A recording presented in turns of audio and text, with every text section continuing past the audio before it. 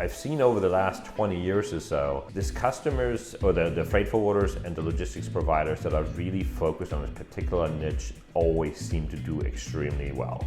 You know, our niche is a pretty big one. It's really waste paper, right? But particularly waste paper, smaller waste paper shippers, right? That's kind of our niche in our NVO business. And I've seen so many other freight forwarders, one in particular that I know really well, build an entire business of just providing services to other agents, which many people might say, hey, this actually might be a dying business to support other smaller freight forwarders. But he's based out of the United States here. He's actually from European descent.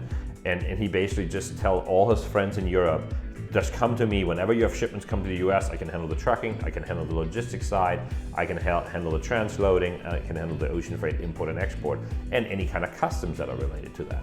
So I thought it was super, super interesting, and it really started me thinking about, you know, for other freight forwarders, what is really your niche? You know, think about that. And see it, look at your current customers and what customers you currently have, and build from that. You don't need to have 100 clients to start this.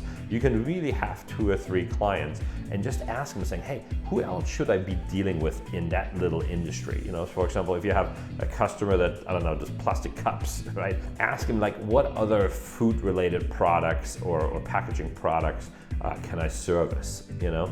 And you will be surprised how much support you will get from your existing clients. And the more you insert yourself in a niche, the better and well known you are, you know? It's so many times that people know us as like, oh wow, you know, Mario is the waste paper guy for exports, you know? And you really have to become the same niche player in your little niche. So look at what kind of conferences there are. You know, now things are really opening back up and you can go to local conferences and really go there and try to meet as many people as you do. It seems very frustrating in the beginning when you're trying to build a new niche, and I can tell you this, I've done it with many times. I've done it on the grain side many years ago, and it's been very, very frustrating to go all to these conferences, nobody knows you. But you realize after after a few months, if you keep going to these things, people are gonna recognize you, and they realize that you're a guy there to stay and you're providing a good service, and if it's a value that you provide, you can really become a huge player in that little niche. I'd rather be a big player in a very small niche than a medium player in a bigger niche. That's my takeaway from that, so let me know what you guys think.